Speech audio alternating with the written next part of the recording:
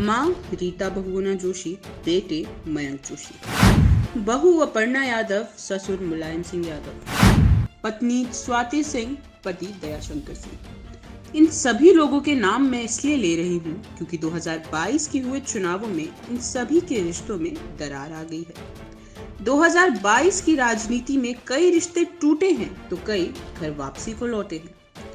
कुछ जगह पार्टी के कई पुराने नेताओं ने पार्टी से नाराजगी जताते हुए दूसरे पार्टी में शामिल हो गए, तो वही कई जगह नाराजगी दूर कर पुराने नेता वापस अपनी पार्टी में भी शामिल हुए हैं।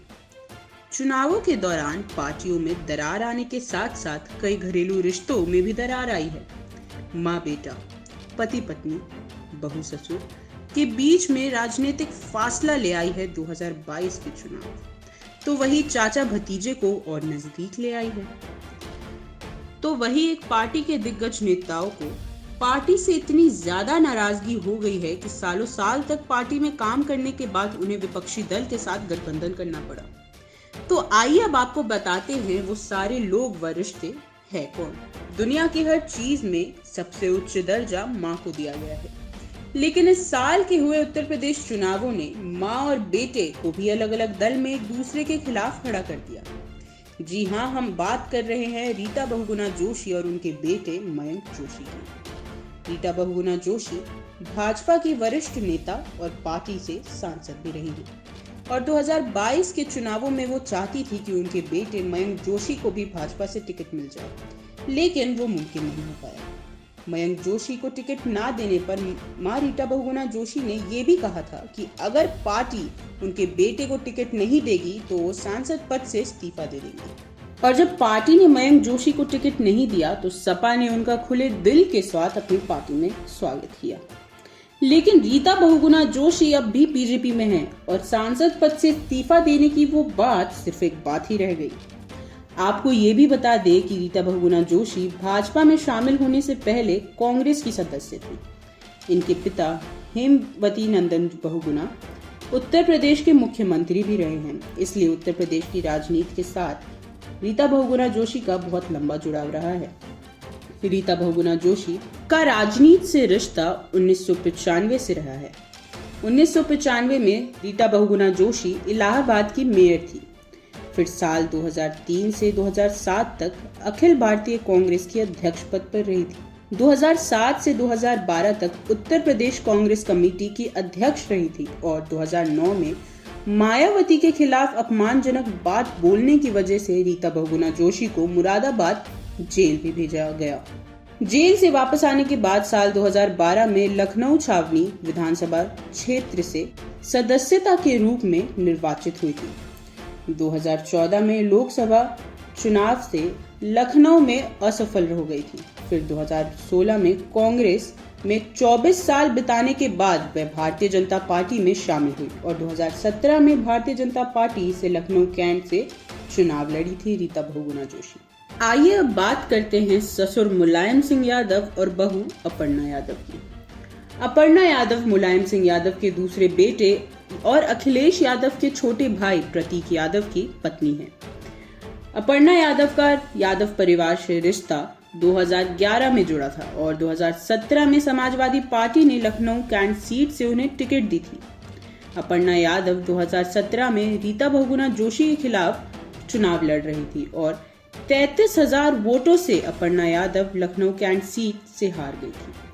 लेकिन 2022 के हुए चुनावों में भारतीय जनता पार्टी ने अपर्णा यादव को भी अपने परिवार के विरुद्ध कर दिया। 19 जनवरी 2022 को अपर्णा यादव ने समाजवादी पार्टी छोड़ के भारतीय जनता पार्टी में शामिल होने का फैसला किया था।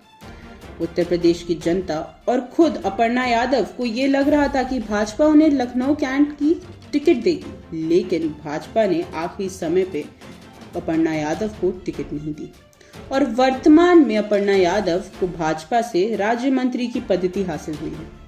हालांकि परिवार की तरफ से रिश्तों में अनबन बढ़ी नहीं है, क्योंकि जब अपर्णा यादव भाजपा की सदस्यता मिली थी तब उन्होंने अपने ससुर मुलायम सिंह यादव का आशीर्वाद भी लिया था और अखिलेश यादव ने भी उन्हें शुभकामनाएं दी थी। लेकिन 2022 के चुनावों में परिवार की रीत टूट गई है।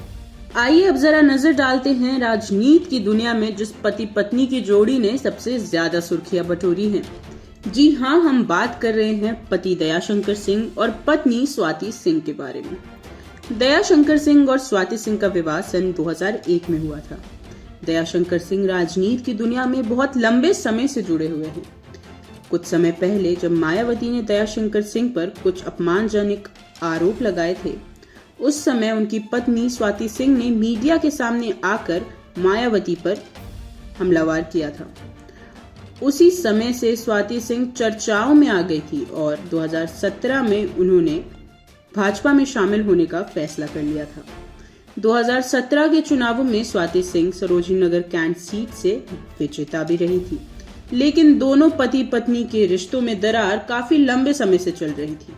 साल 2012 में सबसे पहले स्वाति सिंह ने पति दयाशंकर सिंह से तलाक लेने के लिए कोर्ट में अर्जी लगाई थी, मगर मंत्री बनने के बाद केस की पैरवी उस समय बंद कर दी थी।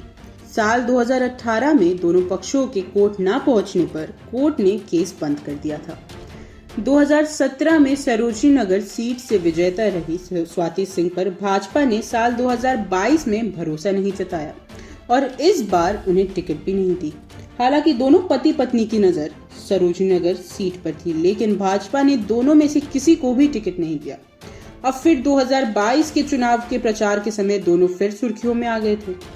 इनकी वायरल ऑडियो और ना जाने हर दिन कितनी खबरें इनकी सुर्खियां बटोरती थी। अब एक नई खबर भी आ रही है कि स्वाति सिंह ने एक बार फिर फैमिली कोर्ट में दयाशंकर सिंह से तलाक लेने के लिए अर्जी दाखिल की है। उत्तर प्रदेश में भले ही बीजेपी चुनाव जीत गई है और सपा ने भी अपनी बढ़त हासिल की है, लेकिन ये वो परिवार है जिनके बीच दरार पैदा हो गई है। इसलिए कहते हैं कि राजनीति के गलियारों में रिश्तों की अहमियत अक्सर कम हो जाती है। और आप हमसे जुड़े रहने के लिए सब्सक्राइब करें YouTube पर, फॉलो करें Twitter पर और लाइक करें Facebook पर। और ज्यादा जानकारी के लिए आपको टाइप करना होगा सिर्फ न्यूज़ नशा।